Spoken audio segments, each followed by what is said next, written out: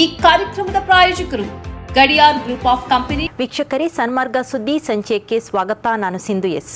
ದೇಶಾದ್ಯಂತ ಇಂದಿನಿಂದ railway ticket ದರ ಹೆಚ್ಚಳವಾಗುತ್ತಿದ್ದು, ಪರಿಷ್ಕೃತ ಹೊಸ ದರ ಜಾರಿಗೆ ಬಂದಿದೆ. ಕೇಂದ್ರ ಸರ್ಕಾರ ರೈಲ್ವೆ ಪ್ರಯಾಣ ದರ ಏರಿಕೆ ಮಾಡಿದೆ. ರೈಲ್ವೆ ಪ್ರಯಾಣ ದರ ಹೆಚ್ಚಳವನ್ನು ರಾಜ್ಯ ಬಿಜೆಪಿ ನಾಯಕರು ಪ್ರಶ್ನಿಸಲಿ ಎಂದು ಸಿಎಂ ಸಿದ್ದರಾಮಯ್ಯ ಹೇಳಿದ್ದಾರೆ. ದಾವಣಗೆರೆಯಲ್ಲಿ ಮಾಧ್ಯಮದವರೊಂದಿಗೆ ಮಾತನಾಡುತ್ತಾ ಕೇಂದ್ರ ಸರ್ಕಾರ ರೈಲು ಪ್ರಯಾಣ ದರ ಏರಿಕೆ ಮಾಡಿರುವ ಬಗ್ಗೆ ಪ್ರತಿಕ್ರಿಯೆ ನೀಡಿದರು. ಜನಸಾಮಾನ್ಯರ ಮೇಲೆ ದರ ಏರಿಕೆ ಹೊರೆಯಾಗುತ್ತಿರುವ ಬಗ್ಗೆ ರಾಜ್ಯದ ಬಿಜೆಪಿ ನಾಯಕರು ಪ್ರಶ್ನಿಸುವುದಿಲ್ಲ ಎಂದು ಮುಖ್ಯಮಂತ್ರಿ ಸಿದ್ದರಾಮಯ್ಯ ತಿಳಿಸಿದ್ದಾರೆ.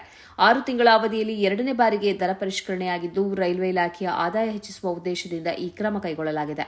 ರಾಜಧಾನಿ ಶತಾಬ್ದಿ, ವಂದೇ ಭಾರತ್, ತೇಜಸ್, ಡುರಾಂಟೊ, ಗರೀಬ್ ರಥ ಸೇರಿದಂತೆ ಪ್ರಮುಖ ರೈಲು ಸೇವೆಗಳ ಮೂಲ ದರಗಳನ್ನು ಹೊಸ ದರ ರಚನೆಯ ಪ್ರಕಾರ ಪರಿಷ್ಕರಿಸಲಾಗಿದೆ. ರೈಲು ನಿಲ್ದಾಣಗಳಲ್ಲಿ ನೀಡುವ ಹೊಸ ಟಿಕೆಟ್ಗಳಿಗೆ ಮಾತ್ರ ಪರಿಷ್ಕೃತ ದರದಲ್ಲಿ ಹಣ ವಸೂಲಿ ಮಾಡಲಾಗುತ್ತದೆ. ಹಳೆಯ ಟಿಕೆಟ್ ಹೊಂದಿರುವ ಪ್ರಯಾಣಿಕರಿಂದ ಯಾವುದೇ ಹೆಚ್ಚುವರಿ ಹಣ ವಸೂಲಿ ಮಾಡುವುದಿಲ್ಲ ಎಂದು ರೈಲ್ವೆ ತಿಳಿಸಿದೆ.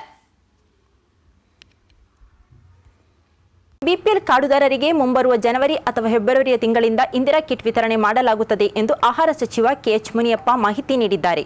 ರಾಜ್ಯದಲ್ಲಿ ಅಸಲಿ ಬಿಪಿಎಲ್ ಕಾರ್ಡುಗಳನ್ನು ರದ್ದುಪಡಿಸಿದ್ದರೆ ಏನು ಮಾಡಬೇಕು ಎಂಬ ಮಾಹಿತಿಯನ್ನು ನೀಡಿದ್ದಾರೆ.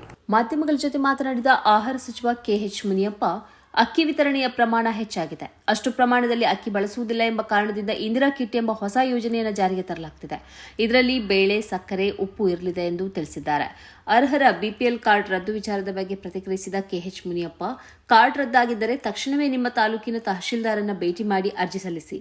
15 ದಿನಗಳ ಒಳಗೆ ಪಡಿತರ ಕಾರ್ಡ್ ವಿತರಣೆ ಮಾಡಲಾಗುತ್ತದೆ. ಅನರ್ಹರ ಬಳಿಯ ಬಿಪಿಎಲ್ ಕಾರ್ಡ್ಗಳನ್ನು ಪತ್ತೆ ಹಚ್ಚುವ ಕೆಲಸ ಆಗುತ್ತಿದೆ ಎಂದು ಹೇಳಿದರು. ಕಾಂಗ್ರೆಸ್ ರಾಷ್ಟ್ರೀಯ ಕಾರ್ಯಕಾರಿ ಸಮಿತಿ ಸಭೆ ಶನಿವಾರ ದೆಹಲಿಯಲ್ಲಿ ನಡೆಯಲಿದೆ. ಪ್ರಮುಖ ವಿಷಯ ಏನೆಂದರೆ, ಡಿಸಿಎಂ ಡಿಕೆ ಶಿವಕುಮಾರ್ರಿಗೆ ಈ ಸಭೆಗೆ ಆಹ್ವಾನ ನೀಡಿಲ್ಲ ಎನ್ನಲಾಗಿದೆ. ಈ ಸಭೆಗೆ ಸಿಎಂ ಸಿದ್ದರಾಮಯ್ಯ ಹೋಗಿದ್ದಾರೆ. ಇದು ರಾಜ್ಯ ಕಾಂಗ್ರೆಸ್ ವಲಯದಲ್ಲೂ ಸಾಕಷ್ಟು ಚರ್ಚೆಗೆ ಗ್ರಾಸವಾಗುತ್ತಿದೆ. ಕಾಂಗ್ರೆಸ್ ಕಾರ್ಯಕಾರಿ ಸಮಿತಿ ಸಭೆಗೆ ಆಹ್ವಾನ ಬಂದಿಲ್ಲ. ಆಹ್ವಾನ ಬಂದರೆ ಖಂಡಿತ ಭಾಗವಹಿಸುವೆ ಎಂದು ಡಿಸಿಎಂ ಡಿಕೆ ಶಿವಕುಮಾರ್ ತಿಳಿಸಿದ್ದಾರೆ. ಸಭೆಗೆ ಕಾಂಗ್ರೆಸ್ ಆಡಳಿತದ 3 ರಾಜ್ಯಗಳ ಮುಖ್ಯಮಂತ್ರಿಗಳಿಗೆ ಆಹ್ವಾನ ನೀಡಲಾಗಿದೆ. ನನಗೆ ಇದುವರೆಗೆ ಆಹ್ವಾನ ಬಂದಿಲ್ಲ. ಕೆಪಿಸಿಸಿ ಅಧ್ಯಕ್ಷನಾಗಿ ಸಮಿತಿಯ ವಿಸ್ತರಿತ ಸಭೆಗೆ ಕರೆಯುತ್ತಾರೆ ಎಂದು ಹೇಳಿದರು. ಈ ನಡುವೆ ಡಿಕೆ ಶಿವಕುಮಾರ್ ಅವರು ಎಐಸಿಸಿ ಅಧ್ಯಕ್ಷ ಮಲ್ಲಿಕಾರ್ಜುನ ಖರ್ಗೆ ಅವರನ್ನ ಭೇಟಿ ಮಾಡಿದ್ದರು. ಖರ್ಗೆ ಅವರ ಬೆಂಗಳೂರು ನಿವಾಸಕ್ಕೆ ತೆರಳಿದ್ದ ಡಿಕೆ ಶಿವಕುಮಾರ್ ಸುಮಾರು 1 ಗಂಟೆಗಳ ಕಾಲ ಮಾತುಕತೆ ನಡೆಸಿದ್ದರು.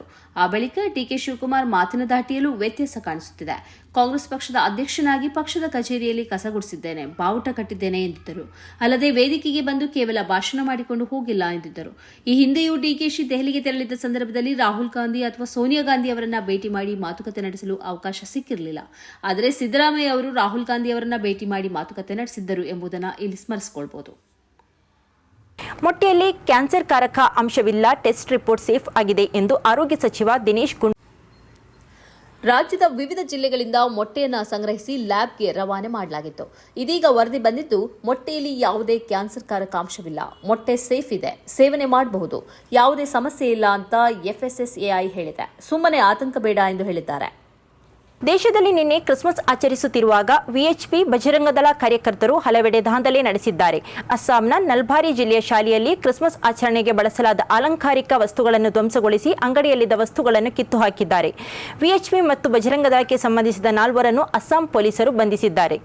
ಆರೋಪಿಗಳು ಬೆಲ್ಸೋರ್ ಪೊಲೀಸ್ ಠಾಣಾ ವ್ಯಾಪ್ತಿಯಲ್ಲಿರುವ ಪಾಣಿಗಾಂವ್ ಗ್ರಾಮದಲ್ಲಿರುವ ಸೇಂಟ್ ಮೇರಿ ಶಾಲೆಗೆ ನುಗ್ಗಿ ಕ್ರಿಸ್ಮಸ್ ಆಚರಣೆಗಾಗಿ ಮಾಡಲಾಗಿದ್ದ ಅಲಂಕಾರವನ್ನು ಸುಟ್ಟು ಹಾಕಿದ್ದಾರೆ.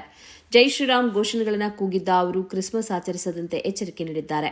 ರಾಯ್ಪುರದ ಮ್ಯಾಗ್ನೆಟೋ ಮಾಲ್ನಲ್ಲಿ ಸುಮಾರು 36ರಿಂದ 50 ಮಂದಿ ಹಿಂದುತ್ವವಾದಿಗಳು ನುಗ್ಗಿ ಕ್ರಿಸ್ಮಸ್ ಅಲಂಕಾರ ಮತ್ತು ಸಾಂತಾಕ್ಲಾಸ್ ಮೂರ್ತಿಗಳನ್ನು ಧ್ವಂಸಗೊಳಿಸಿದ್ದಾರೆ. ಇದರಿಂದ ಲಕ್ಷಾಂತರ ರೂಪಾಯಿ ನಷ್ಟವಾಗಿದೆ. ಬರೇಲಿಯ ಸೇಂಟ್ ಆಲ್ಫೋನ್ಸಸ್ ಚರ್ಚ್ ಎದುರು ಜಮಾಯಿಸಿದ ಬಜರಂಗ ದಳದ ಕಾರ್ಯಕರ್ತರು ಹನುಮಾನ್ ಚಾಲಿಸ ಪಠಿಸಿ ಪ್ರತಿಭಟನೆ ನಡೆಸಿದ್ದಾರೆ. ಲಜ್ಪತ್ ನಗರದಲ್ಲಿ ಸ್ಯಾಂಟಾ ಹ್ಯಾಟ್ ಧರಿಸಿದ್ದ ಮಹಿಳೆಯರು ಮತ್ತು ಮಕ್ಕಳನ್ನು ತಡೆದ ಬಜರಂಗ ದಳದ ಕಾರ್ಯಕರ್ತರು ಅವರು ಮತಾಂತರಕ್ಕೆ ಪ್ರಚೋದಿಸುತ್ತಿದ್ದಾರೆ ಎಂದು ಆರೋಪಿಸಿ ಗಲಾಟೆ ಮಾಡಿದ್ದಾರೆ. ಹೀಗೆ ಸದ್ಯ ದೇಶದಲ್ಲಿ ಕೋಮು ಸೌಹಾರ್ದಕ್ಕೆ ಧಕ್ಕೆ ತರುವ ಹಲವು ಘಟನೆಗಳು ನಡೆಯುತ್ತಿದೆ. ಈ ಹಿಂದೆ ಮುಸ್ಲಿಮರ ಮೇಲೆ ದಾಳಿ ನಡೆಸುತ್ತಿದ್ದ ಹಿಂದುತ್ವವಾದಿಗಳು ಈಗ ಕ್ರೈಸ್ತ ಸಮುದಾಯದ ಮೇಲೆಯೂ ದಾಳಿಗೆ ಇಳಿದಿದ್ದಾರೆ. ಈ ಹಿನ್ನೆಲೆಯಲ್ಲಿ ಅಲ್ಪಸಂಖ್ಯಾತರ ಸುರಕ್ಷತೆಯನ್ನು ಖಚಿತಪಡಿಸುವಂತೆ ಭಾರತೀಯ ಕ್ಯಾಥಲಿಕ್ ಬಿಷಪ್ಗಳ ಸಮ್ಮೇಳನವು ಕೇಂದ್ರ ಗೃಹ ಸಚಿವರಿಗೆ ಮನವಿ ಮಾಡಿದೆ. ಇದು ಈ ಹೊತ್ತಿನ ಸುದ್ದಿ ಸಂಚಯ. ನಿರಂತರ ಸುದ್ದಿಗಾಗಿ ವೀಕ್ಷಿಸಿ ಸನ್ಮಾರ್ಗ ನ್ಯೂಸ್, ಸುದ್ದಿಗಳ ಸಂತೆಯಲ್ಲಿ ಸತ್ಯದ ಮೊಂಬತ್ತಿ.